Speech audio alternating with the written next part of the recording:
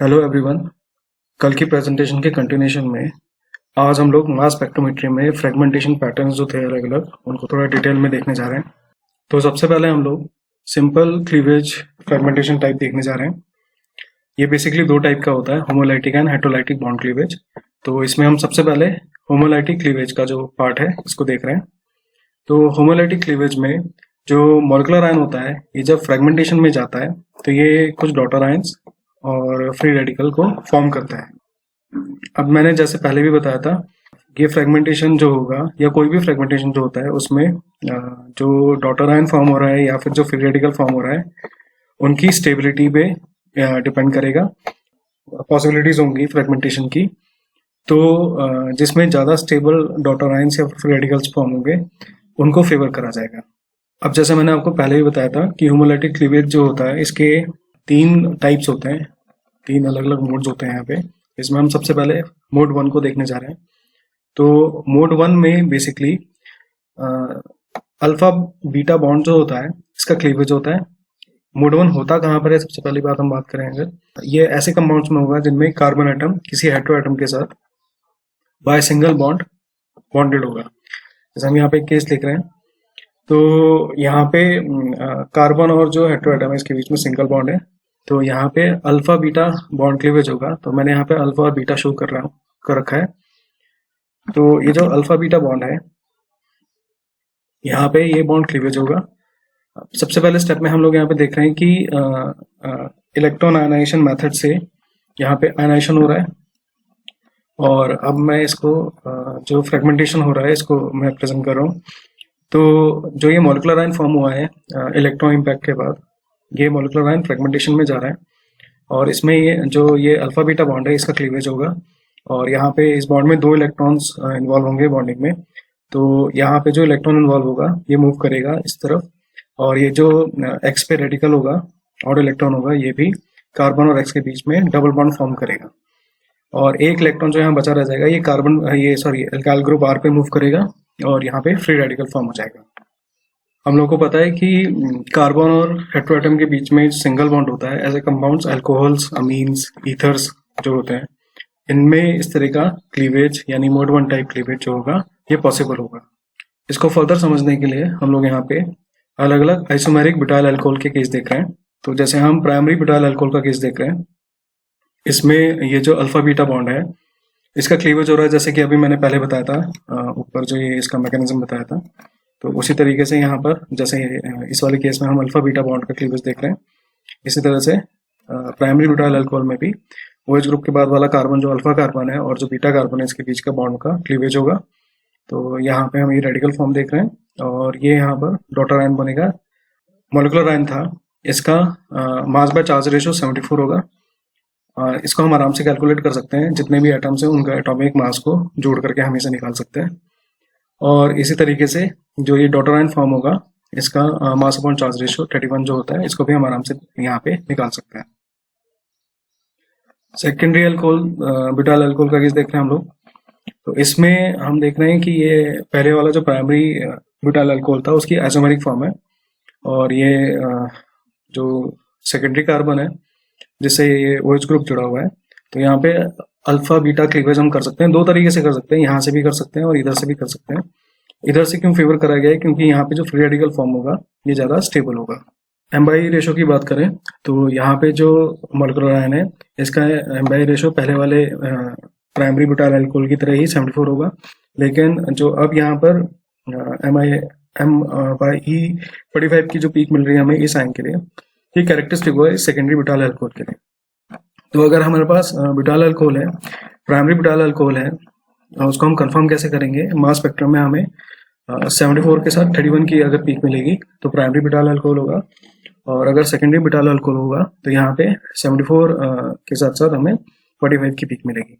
इसी तरह से अगर हम देखें तो टर्शियरी ब्यूटाइल अल्कोहल के केस में भी अल्फा बीटा बॉन्ड क्लीवेज हो सकता है, तीनों टाइप में, तीनों बॉन्ड्स में हो सकता है। यहाँ पे इस तरीके से हम एक केस देख रहे हैं अभी, क्योंकि तीनों में ही मिथाइल रेडिकल फॉर्म होगा।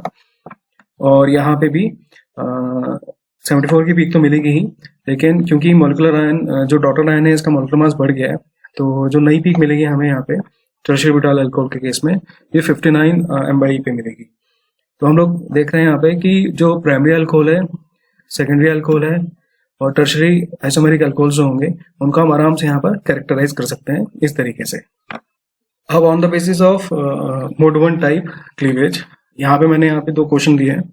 आप लोगों को ये सोचना है कि यहाँ पर अल्फा बीटा क्लीवेज जो होगा या मोड 1 टाइप जो क्लीवेज होगा वो किस तरीके से हो सकता है। जैसे पहले वाले केस में बताऊं तो ये वाला बॉन्ड जो है ये अल्फा बॉन्ड है, सॉरी ये वाला कार्बन जो है अल्फा कार्बन है और ये वाला कार्बन जो है ये बीटा कार्बन है। तो यहाँ पे 2 बीटा कार्बन है, तो क्लीवेज यहाँ से भी पॉसिबल है और यहाँ से भी पॉसिबल है। फेवरेबल जो होगा वो इस तरफ से होगा क्योंकि यहाँ पे जो फ्री रेडिकल फॉर्म होगा बीटा कार्बन पे ये प्राइमरी होगा, लेकिन यहाँ पे क्या होगा पीछे से प्लस आई इफेक्ट होगा जिसकी वजह से वो स्टेबलाइज होगा। यहाँ पे जो फ्री रेडिकल फॉर्म होगा वो मिथाइल फ्री रेडिकल होगा और उसमें कोई प्लस आई इफेक्ट नहीं है जिसकी वजह से वो लेस स्टेबल होगा, इसलिए यहाँ से फ्रेगमेंटेशन ज्यादा फेवरेबल होगा। इसी तरह से एक और केस दिया मैंने यहाँ पर, इसमें आप लोग खुद सोचेंगे कि जो फ्रेगमेंटेशन होगा वो अल्फा बीटा फ्रेगमेंटेशन यानी मोड फर्स्ट टाइप जो फ्रेगमेंटेशन है वो कैसे होगा। अब इसके बाद हम लोग मोड सेकेंड टाइप क्लीवेज देख रहे हैं, इसको अल्फा क्लीवेज भी बोला जाता है। ये कौन से कंपाउंड्स में होता है सबसे पहले ये देखते हैं, जिनमें कार्बन एटम जो होगा ये किसी हेटेरो एटम के साथ डबल बॉन्ड बना रहा होगा। जैसे कार्बोनिल कंपाउंड्स इसके सबसे अच्छे एग्जांपल्स हैं, तो कार्बोनिल कंपाउंड्स में ये फ्रेगमेंटेशन प्रिफर्ड होगा और इसमें हम लोग देख रहे हैं कि किस तरह से होगा। जैसे मोलिकुलर आयन फॉर्म हो गया होगा अगर, तो जो ये इलेक्ट्रॉन है ऑक्सीजन के ऊपर, ऑड इलेक्ट्रॉन जो है ये कार्बन ऑक्सीजन के बीच में मूव करेगा और ये जो कार्बोनिल कार्बन है और इसके बगल वाला जो कार्बन है इसको अल्फा कार्बन बोल रहे हैं हम लोग। तो कार्बोनिल कार्बन और अल्फा कार्बन के बीच में यहाँ पे बॉन्ड क्लीवेज हो जाएगा और ये जो बॉन्ड क्लीवेज होगा हम यहाँ पे दोनों तरह का फ्रेगमेंटेशन देख रहे हैं, इधर एल्काइल ग्रुप R लिखा है और इधर एल्काइल ग्रुप R डैश लिखा हुआ है। तो पॉसिबिलिटीज दोनों तरफ रहेगी यहाँ पे, इस तरफ से A साइड से भी क्लीवेज हो सकता है और B साइड से भी क्लीवेज हो सकता है। तो यहाँ पे दोनों पॉसिबिलिटीज को कंसिडर करना है और ये ध्यान रखना है कि यहाँ पे जो रेडिकल फॉर्म हो रहा है किस केस में ज्यादा स्टेबल होगा। जिस केस में ज्यादा स्टेबल होगा तो वो वाला जो फ्रेगमेंटेशन होगा वो फेवरेबल हो जाएगा। जैसे हम यहाँ पे एग्जाम्पल देखते हैं, यहाँ पे हम ब्यूटेन 2-1 का एग्जाम्पल देख रहे हैं। तो जैसे मैंने अभी बताया था कि यहाँ पे 2 पॉसिबिलिटीज हैं, एक ए पॉसिबिलिटी इधर है और एक बी पॉसिबिलिटी इधर है। ये भी कार्बोनिल कार्बन और अल्फा कार्बन बॉन्ड है और ये भी carbonyl carbon alpha carbon bond है।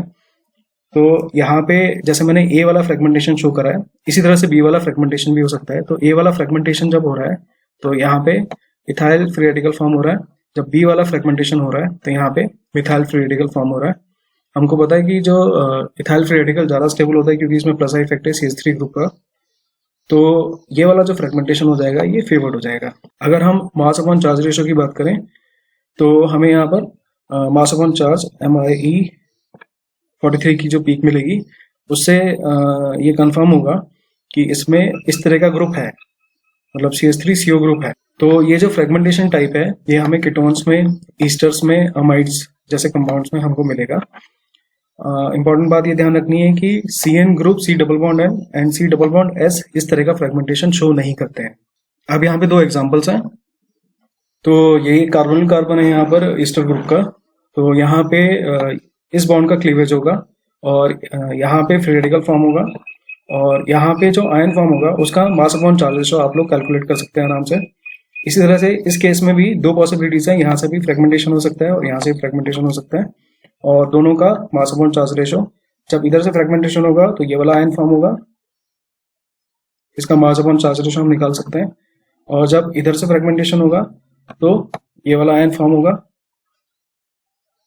इसका हम मास अपॉन चार्ज रेशियो निकाल सकते हैं। अब होमोलाइटिक क्लीवेज के तीसरा जो मोड है, मोड थर्ड, जिसे बेंजालिक क्लीवेज भी बोला जाता है, वो हम देखने जा रहे हैं। तो बेंजालिक क्लीवेज में यहाँ पे जो बेंजालिक ग्रुप होता है यानी बेंजीन से सिंगल बॉन्डली अटैच जो CH2 ग्रुप होता है, इतने ग्रुप को हमें पता है कि बेंजालिक ग्रुप बोलते हैं। तो यहाँ पे जो बॉन्ड क्लीवेज होगा इसमें जो बेंजालिक कार्बन है और उससे अटैच जो यहाँ पे एल्काइल पार्ट होगा उसके बीच में क्लीवेज हो जाएगा। तो जैसा कि हम लोग यहाँ पे देख रहे हैं, इलेक्ट्रॉनिक बॉम्बार्डमेंट के बाद इलेक्ट्रॉन इम्पैक्ट मेथड से यहाँ पे मॉलिक्यूलर आयन फॉर्म हो रहा है, यहाँ पे मॉलिक्यूलर आयन फॉर्म हो रहा है और यहाँ पे हम फ्रेगमेंटेशन देख रहे हैं। फ्रेगमेंटेशन में हम लोग देख रहे हैं कि एल्काइल रेडिकल जो है वो निकल जा रहा है और कॉरस्पॉन्डिंग कार्बोकेटायन जो बेंजाइल कार्बोकेटायन है फॉर्म हो रहा है। ये बेंजाइल कार्बोकेटायन अपने आप रीअरेंज होता है और यहाँ पे हमें ट्रोफाइलियम केटायन बनता है जिसका मास बॉन्ड चार्ज रेशो 91 होता है। तो अगर हमारे पास जो मास स्पेक्ट्रम है उसमें मास बॉन्ड चार्ज 91 पर पीक मिल रही है, तो इससे बेंजाइलिक ग्रुप यानी कि ये कंफर्म होता है कि जो हमारा जो कंपाउंड है उसमें इतना पार्ट तो श्योर है। इसी बेसिस पे कुछ एग्जांपल्स हैं अभी यहाँ पर। तो इसमें हम देख रहे हैं यहाँ तो मिथाइल ग्रुप है इस तरफ और इस तरफ इथाइल ग्रुप है, तो यहाँ पे बेंजाइलिक क्लीवेज पॉसिबल है। इसी तरह से ये जो कंपाउंड है इसमें जो बेंजाइलिक क्लीवेज है ये यहाँ पे पॉसिबल है। ये जो पार्ट है ये बेंजाइल कार्बोकेटायन बनेगा जो रीअरेंज होकर के ट्रोफाइलियम केटायन में कन्वर्ट हो जाएगा और ये वाला एलाइलिक फ्री रेडिकल फॉर्म होगा जो कि रेजोनेंस स्टेबलाइज होगा। अब हम लोग हेटेरोलाइटिक क्लीवेज देख रहे हैं। ये दूसरा टाइप है सिंपल क्लीवेज का। तो इसमें जो कार्बन एक्स बॉन्ड जो होगा इसका ब्रेकडाउन होगा। यहाँ पे एक्स ऑक्सीजन, नाइट्रोजन, सल्फर या कोई हैलोजन हो सकता है। यहाँ पे ध्यान देने वाली बात यह है कि ये क्लीवेज जो होता है कंपेरेटिवली डिफिकल्ट होता है as compare to carbon carbon bond cleavage. जो भी हेटेरोएटम्स होते हैं वो ज्यादा इलेक्ट्रोनेगेटिव होते हैं जिसकी वजह से कार्बन हैलोजन या कार्बन एक्स जो बॉन्ड होता है ये ज्यादा पोलर हो जाता है और हमें पता है पोलर बॉन्ड ज्यादा स्ट्रॉन्गर होते हैं, इसलिए इनका क्लीवेज जो होता है compare to carbon carbon bond जो होता है ये थोड़ा मुश्किल हो जाता है। अब जब भी हेटेरोलाइटिक क्लीवेज होगा हमें ध्यान रखना है इस बात का कि हेटेरोलाइटिक क्लीवेज के केस में जब भी पॉजिटिव चार्ज होगा वो कार्बन पे आएगा। मैंने अभी बताया इसका रीजन। जो एक्स होगा वो ज्यादा इलेक्ट्रोनेगेटिव होगा, कार्बन जो होगा उसके कंपैरिजन में कम इलेक्ट्रोनेगेटिव होगा। तो इसलिए जब भी यहाँ पे फ्रेगमेंटेशन होगा CX बॉन्ड टूटेगा तो पॉजिटिव चार्ज कार्बन पे आएगा, नेगेटिव चार्ज एक्स पे जाएगा। तो जैसे हम देख रहे हैं यहाँ पे हेटेरोलाइटिक क्लीवेज का केस, तो इसमें जो ये CX बॉन्ड है ये क्लीव हो रहा है और ये दोनों इलेक्ट्रॉन एक्स लेके चला जा रहा है जिसकी वजह से एक्स पे नेगेटिव चार्ज आ रहा है और कार्बन पर पॉजिटिव चार्ज आ रहा है। हेटेरोलाइटिक क्लीवेज है ये बॉन्ड स्ट्रेंथ पे डिपेंड करेगा। जैसे कि CI बॉन्ड जो होता है उसको तोड़ना कंपेरेटिवली इजी होता है in comparison to CBr bond and CCl bond. उसी तरीके से CBr बॉन्ड को तोड़ना जो होता है वो इजी होता है in comparison to CCl bond. तो जितने हेवियर हैलोजन होंगे जैसे आयोडीन के जो कंपाउंड्स होंगे उनमें ये वाला फ्रेगमेंट और जो कॉरस्पॉन्डिंग पीक्स होंगी वो हम ऑब्जर्व कर पाएंगे मास स्पेक्ट्रम में। जैसे यहाँ पे एक एग्जांपल है, इसमें हम लोग देख रहे हैं कि जो Br-CH2 बॉन्ड है इसका क्लीवेज हो रहा है यहाँ से और यहाँ पे प्रोपाइल कटायन बन रहा है और Br रेडिकल अनायन जो है ये निकल जा रहा है। तो मास स्पेक्ट्रम में हमें M1E 37 पे पीक मिल रही है और इस तरह से M1E 57 पे अगर पीक मिल रही है। तो इस वीडियो प्रेजेंटेशन में हमने सिंपल क्लीवेज और उसके जो टाइप्स थे होमोलाइटिक क्लीवेज और हेटेरोलाइटिक क्लीवेज और होमोलाइटिक क्लीवेज के 3 जो मोड थे मोड 1, मोड 2 एंड मोड 3 इसको देख लिया है। अब नेक्स्ट प्रेजेंटेशन में हम लोग जो फ्रेगमेंटेशन रीअरेंजमेंट फ्रेगमेंटेशन है बेसिकली जो 3 रिएक्शंस हैं इसको हम लोग देखेंगे। Thank you.